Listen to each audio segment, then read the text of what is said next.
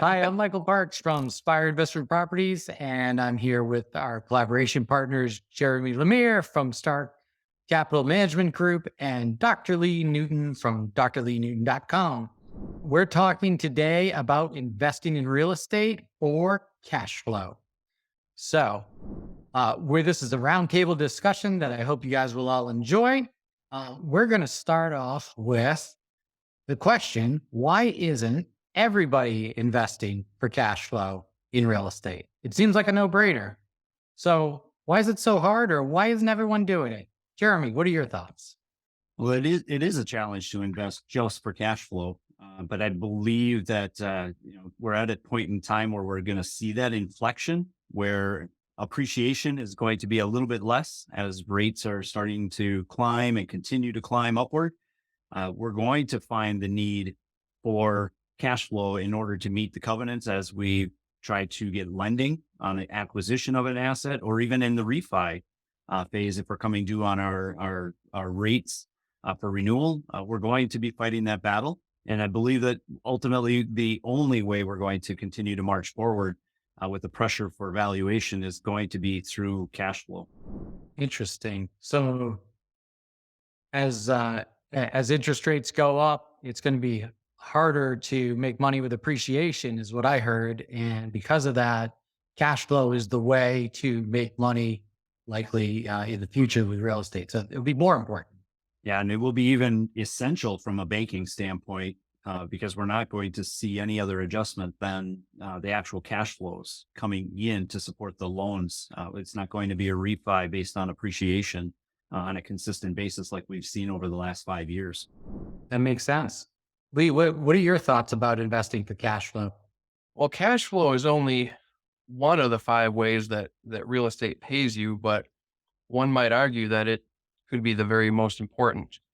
I think Robert Kiyosaki made a good point in one of his books, might have been Rich Dad, Poor Dad, when he said, if you have $1 positive cash flow from a property, how many properties could you afford to have? The answer is unlimited, right? But if you have a negative $1 or negative $100 cash flow from a property, how many could you afford to sustain? And the answer obviously depends on the individual. And, the argument has been made over the years that, we're in a highly appreciating market. So I'm going to go ahead and buy with the expectation of being able to sustain a little bit of negative cash flow because I'm going to make it up on the other end. And that probably is more speculating than investing. In essence, the simple mathematical equation of your income minus your outgo. And it is the basis for, building up a maintenance reserve, having a little money in the bank for that unexpected furnace or water heater failure, or in certain cities when the property taxes went up 30% overnight, dealing with that. And so it's in essence helps you create a financial cushion.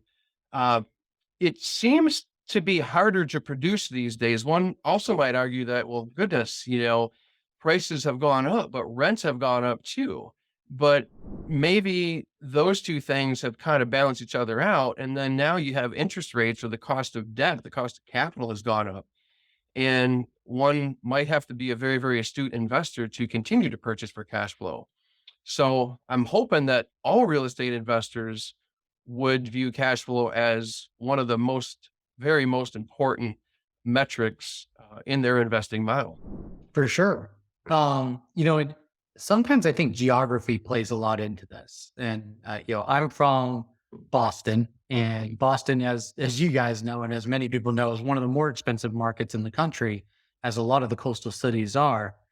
And a lot of would-be real estate investors go out and look to purchase a rental property of apartments, and they look at the prices around Boston and they do the math and say, geez, if I get a mortgage of whatever the rate is, and based on what I can get for rents, well, and if I manage it myself, and then, if I pull my toolbox out and I fix everything myself, and maybe I can break even, but isn't that great? Because, boy, real estate prices just keep going up here in Boston, and they've gone up quite high. And a lot of people have gone down that path and only to, and in some cases it works out over time if rents keep going up as they have been. But a lot of other people say, I don't understand. Why am I working so hard and there's no money coming into my pocket, right? Because there is no cash flow day one. You're really betting on that appreciation over time, and that appreciation being driven by higher rents. And higher rents in areas like Boston, we've been very lucky in that we have a strong education and medical and high tech and biotech. Those are very high paying jobs that people, start to think about $4,000 and $5,000 a month in rent is like, okay, well, that's what it costs to live here. And in other areas of the country, that's absurd. So it's interesting that in different geographies, I think people have a different perspective. It's very hard to wrap your head, or first of all, it's very hard to find something that cash flows in Boston. And then it's also very hard as an investor to wrap your head around, well, is this just going to keep continuing? How do I make my investment if I don't see that path to cash flow? I think it's interesting that there are different perspectives of when do I need the funds from my investment, right? If you're more of a retired or your full-time job is living in real estate, there has to be some level of cash flow there, effectively to pay the management, which is yourself potentially. But in other cases, you know, it may be a long-term investment strategies. It's just instead of a 401k, it's truly, I'm going to purchase this real estate property in 15 years down the road, and maybe even on a 15-year note, and it'll be fully paid for. Then it'll be 100% cash flow when I retire, or I'll sell it and I'll have all of the funds at that point in time. So it is an interesting perspective of whether or not you need the cash flow, whether you can support it if you're a little bit in the minus column, as Lee pointed out, or because there is a principal payment being made on most of these properties, and it becomes a hidden investment opportunity that if you can forego it for a while, you're going to realize it's just not right away, and you may not be as protected as having that cash. That makes a lot of sense. It makes me think about you mentioned time horizon and all that, and certainly that plays a factor in. What about from a risk perspective? How do you guys think about um, risk as it relates to, let's say, a property in a highly appreciating area? Not to be specific, but like the example of Boston, but no cash flow versus risk of an apartment building at, let's say, one of the flyover states where cash flow can be achieved right from day one.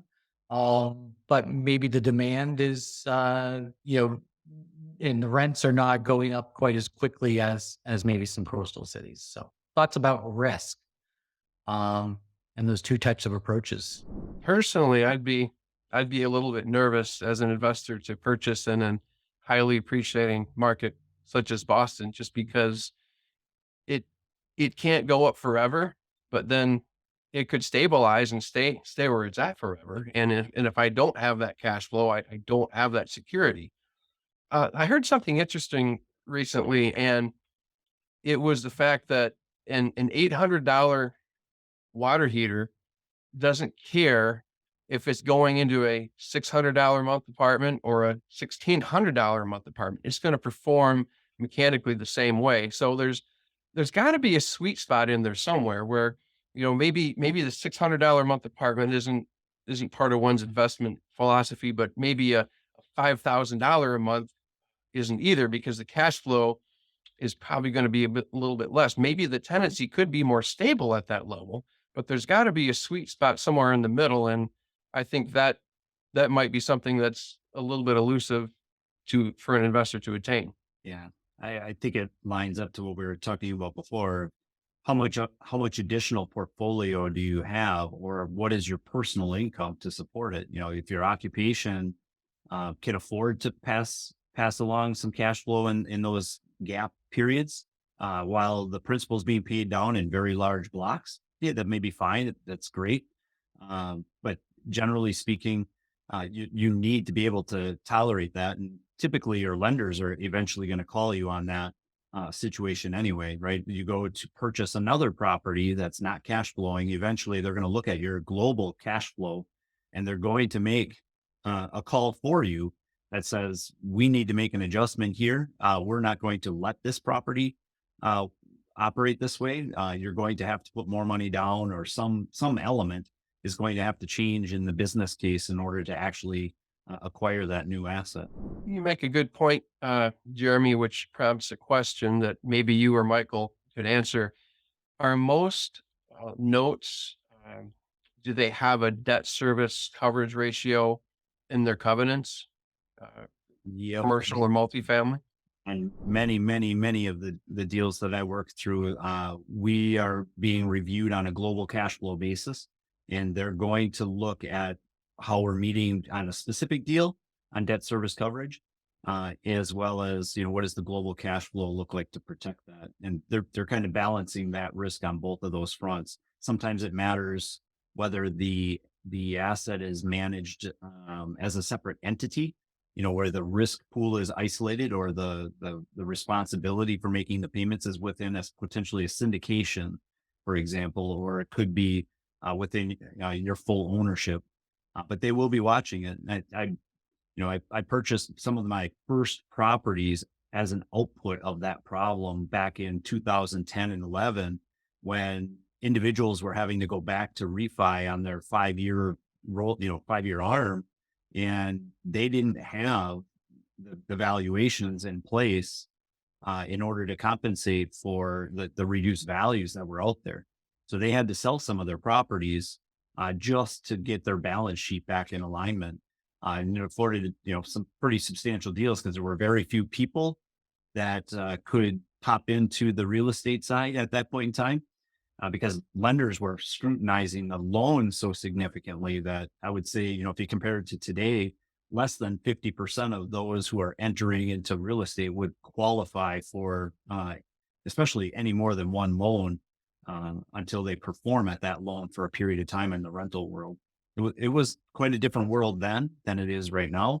But I think most people are even seeing it tighten up right now a little bit relative to the markets for lending. You touched on probably the last topic here that we want to cover today, which is around leverage, right? So if you fully own a property, and it's an apartment complex or something that rents, chances are it's going to create cash flow, right? Likely. But as soon as you leverage that, and now you have to cover your mortgage, now that's when you get into a place where it may cash flow more or less, depending how much leverage. So I'm curious what each of you think about what's the right place or the right amount of leverage to consider on a property, and how do you think about that in relation to cash flow? Yeah, it is an interesting point. Lee asked about it earlier. Is there a threshold? I really didn't say there was a particular threshold. By bank, it may vary from 1.15 on a very, very slender number of lenders, and they may look at the specific asset to make sure that it could sustain that or get better over time. But typically, we're going to be at that 1.20 to 1.25 before we can even talk about getting an approval on that loan from most of the banking institutions. Obviously, the better you get from there, the better the cash flow, the easier that discussion becomes. And from an investor standpoint, it's certainly more insulated with that better cash flow. It is adjusting here a little bit over time.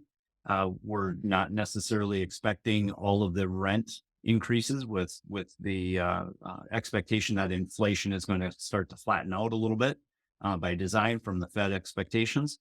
But that 125 to 130 gives you I'll call it just that breathing room to handle the maintenance expenses and things like that for the surprises.